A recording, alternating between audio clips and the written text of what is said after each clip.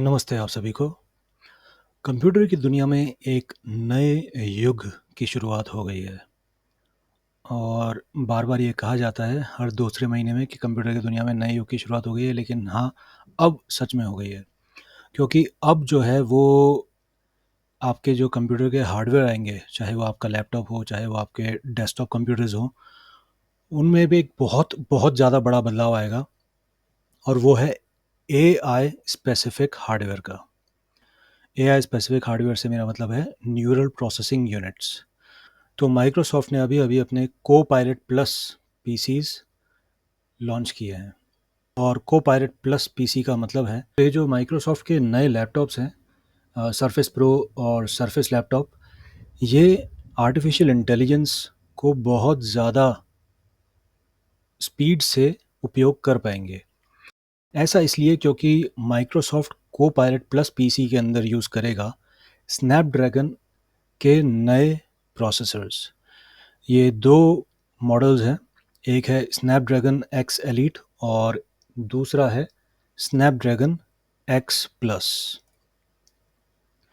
तो ये दोनों जो प्रोसेसर्स हैं, ये माइक्रोसॉफ्ट के जो नए लैपटॉप्स हैं, जिनके अंदर एआई ऑलरेडी इंटीग्रेटेड है, इनको बहुत ही ज़्यादा क्षमता दे देगा आर्टिफिशियल इंटेलिजेंस को यूज़ करने का। तो अभी हम प्रोसेसर्स के बारे में भी और जानकारी में आगे बढ़ेंगे। लेकिन इसके अंदर एक जो सबसे ज़्यादा जो अभी जिसके बारे में बात हो रही है इन कोपायलट प्लस पीसीज़ के एक पर्टिकुलर फीचर के बारे में, वो है रिकॉल फीचर। तो ये जो रिकॉल फीचर है, इसके अंदर और जितना कि मुझे अभी तक पता है ये एक ऑप्शनल फीचर है, ये ज़रूरी नहीं है कि ये हमेशा चालू रहे। आप जितना मुझे पता है अभी तक आप बंद कर सकते हैं। ये कंट्रोलेबल फीचर है तो ये बंद हो सकता है।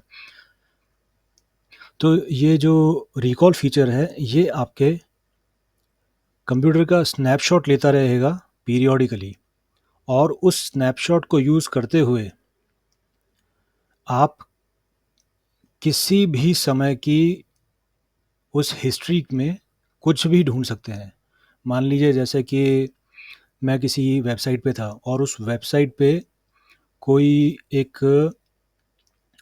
नीला पेन था, एक फ़ोटो थी नीले पेन की उस वेबसाइट के ऊपर।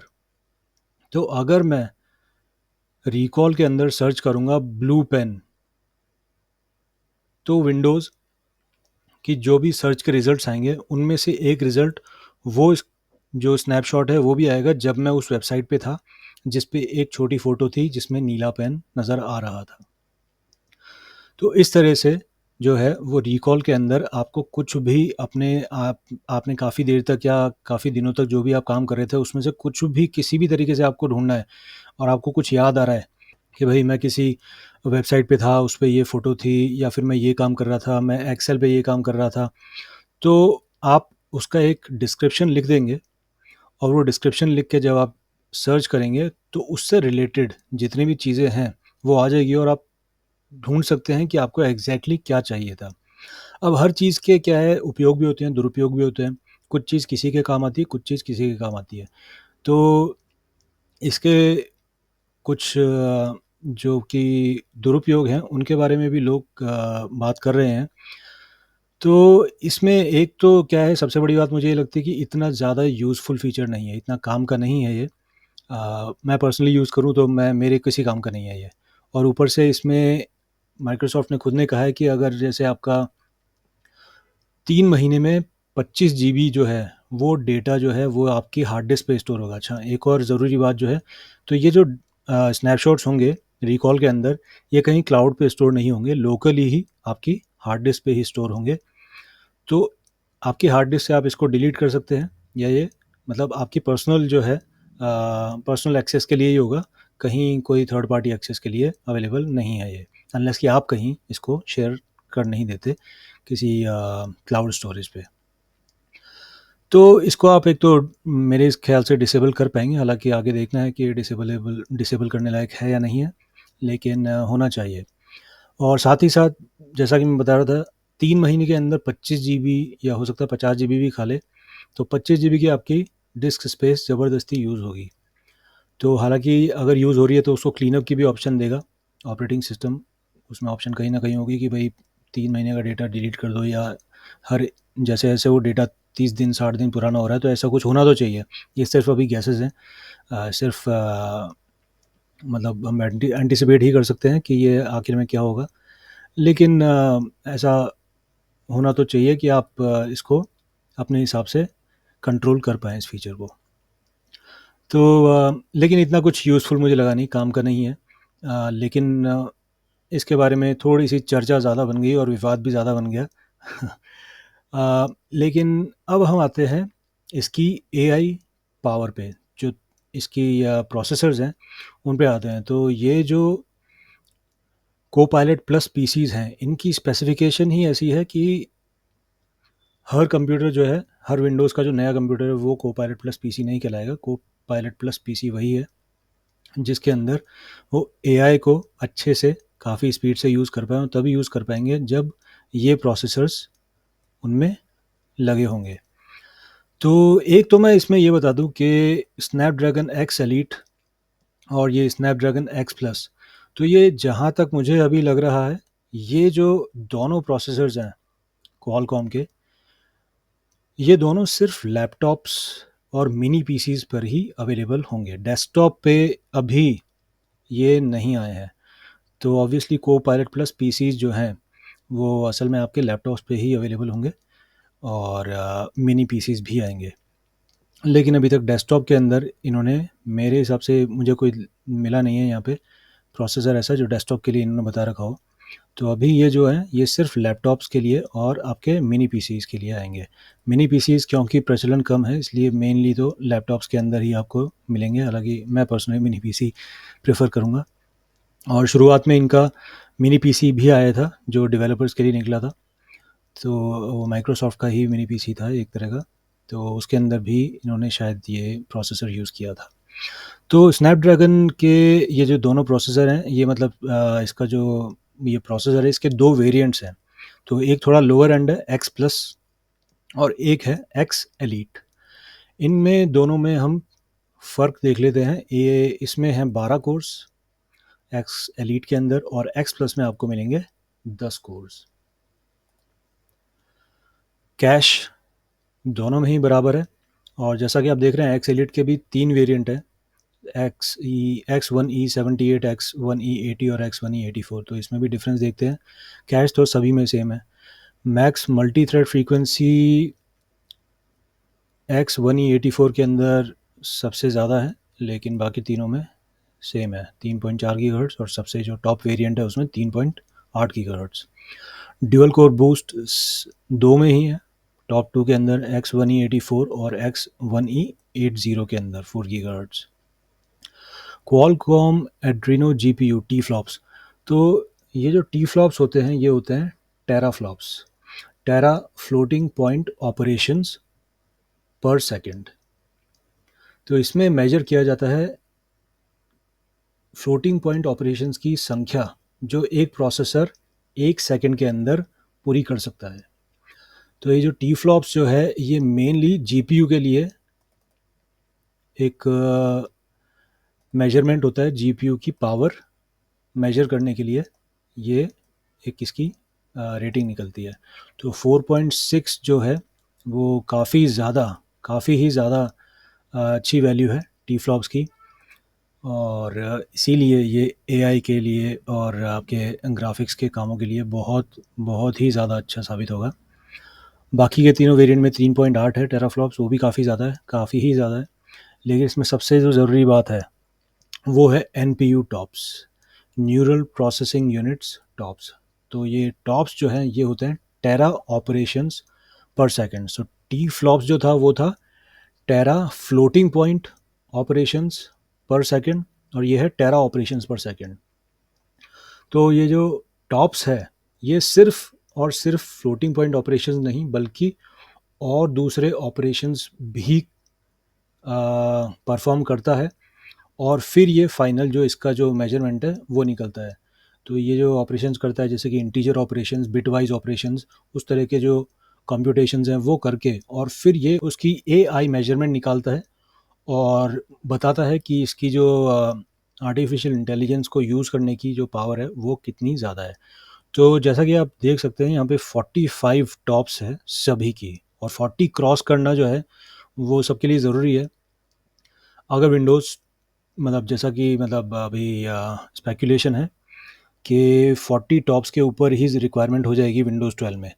तो अभी ऑलरेडी ये जो को पायलट प्लस जो पीसीज हैं इनमें भी 40 के ऊपर ही टॉप्स की मिनिमम रिक्वायरमेंट थी। तो ये 45 टॉप्स जो हैं वो लोएस्ट जो है एक्स प्लस उसमें भी 45 की ही एनपीयू टॉप्स मेजरमेंट आ रही है। तो ये सबसे अच्छी बात है। अब जैसा कि आप देख सकते हैं मेमोरी टाइप एलपी DDR5 है, लो पावर DDR5 रैम लगेगी इनमें। सेम रेटिंग है 8448 मेगा ट्रांसफ़र पर सेकंड की है। तो इसमें बस कोर का थोड़ा डिफरेंस है और ग्राफिक जो आउटपुट मिलेगा आपको उसका थोड़ा डिफरेंस रहेगा, और बाकी यहाँ का ड्यूअल कोर बूस्ट भी है। लेकिन ये भी जब प्रैक्टिकल कभी इसको कोई यूज़ करेंगे तब पता पड़ेगा कि ये कितने काम आ रहे हैं। लेकिन ऐसा कुछ मेरे ख्याल से इतना फ़र्क पड़ने नहीं वाला, क्योंकि ये ऑलरेडी ही काफ़ी ज़्यादा पावरफुल प्रोसेसर्स हैं। माइक्रोसॉफ्ट ये भी क्लेम करता है कि Snapdragon Snapdragon x elite processor M3 chip, जो एप्पल की M3 माइक्रो प्रोसेसर चिप है, उससे 58% 58% ज़्यादा तेज़ है। तो ये भी एक बहुत बड़ा अचीवमेंट है, क्योंकि आर्म प्रोसेसर के मामले में एप्पल अनबीटेबल था अभी तक। एप्पल से आगे कोई अभी तक पहुंचा नहीं था, और एप्पल आर्म कंप्यूटिंग में भी वन ऑफ द फर्स्ट था जिसने कि लैपटॉप के अंदर आर्म बेस्ड प्रोसेसर्स लेके आया था।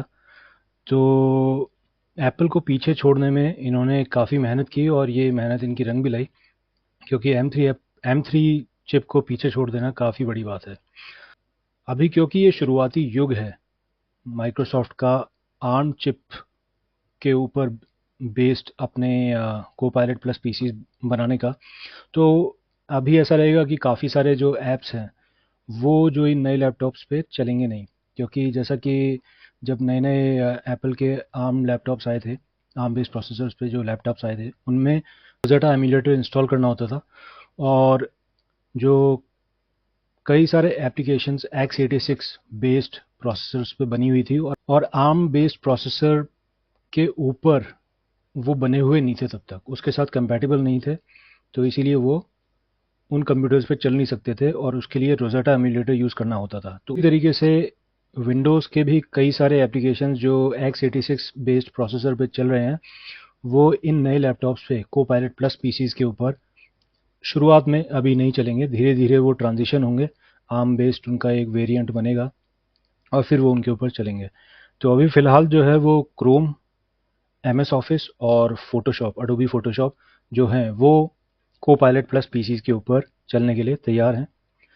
और इसमें माइक्रोसॉफ्ट की तरफ से कहा गया है प्रिज्म ट्रांसलेशन लेयर एक लेयर है, तो वो जो है वो रोज़ेटा एमुलेटर की तरह ही काम करेगी विंडोज़ पे, और वो विंडोज़ के जो x86 एप्लीकेशंस हैं उनको आर्म इन आर्म बेस्ड लैपटॉप्स और मिनी पीसीज के ऊपर चला पाएगी।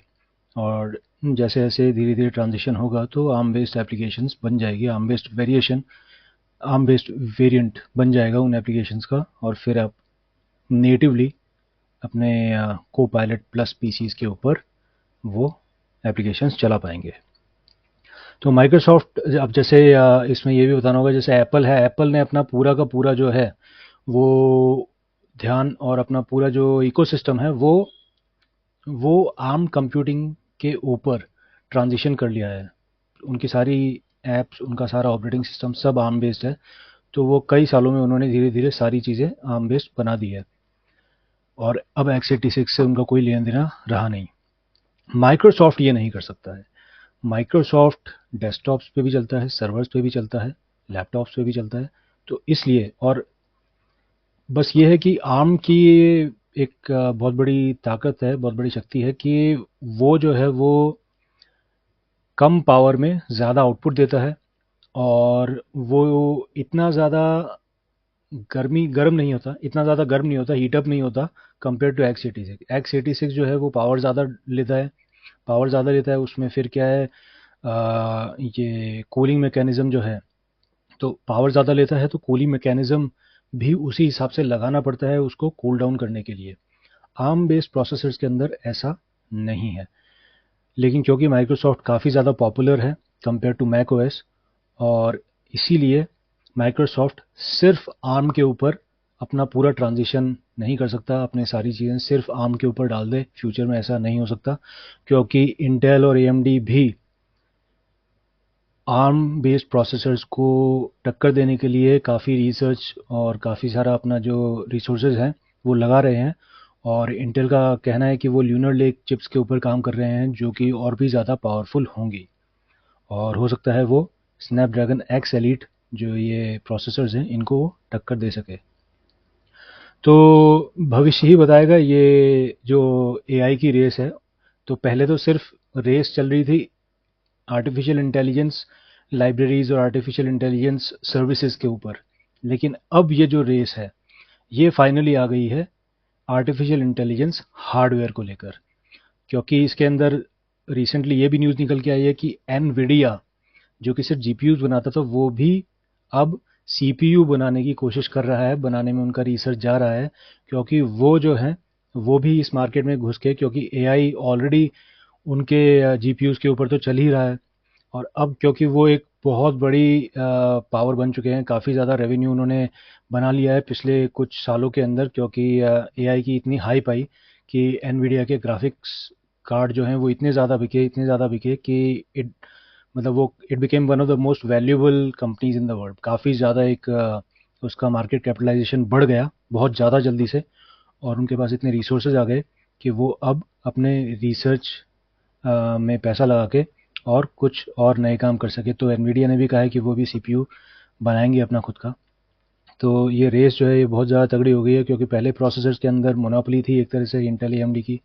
अब आर्म बेस्ड कंप्यूटिंग आ गई है, तो आर्म में एप्पल की M3 चिप है, वो पहले लीड कर रही थी। अब स्नैपड्रैगन क्वालकॉम का स्नैपड्रैगन आ गया है एक्स एलीट, वो लीड कर रहा है। और इसके अंदर जैसा कि मैंने बताया एनवीडिया अपना अलग काम कर रहा है। अब आर्म कंप्यूटिंग प्रोसेसर्स को टक्कर देने के लिए इंटेल और एएमडी काम कर रहे हैं। तो एआई का ही युग चलेगा अब। आगे का जो भविष्य है वो सिर्फ एआई बेस्ड ही है, और एआई के अंदर काफ़ी बड़े बड़े काम होंगे, और जो हार्डवेयर आएंगे वो भी और ज़्यादा पावरफुल बढ़ते ही रहेंगे साल दर साल। तो अभी तो ये सिर्फ शुरुआत है। आगे तो मुझे लग रहा है काफ़ी ये इससे भी ज़्यादा ज़बरदस्त काम होने वाले हैं।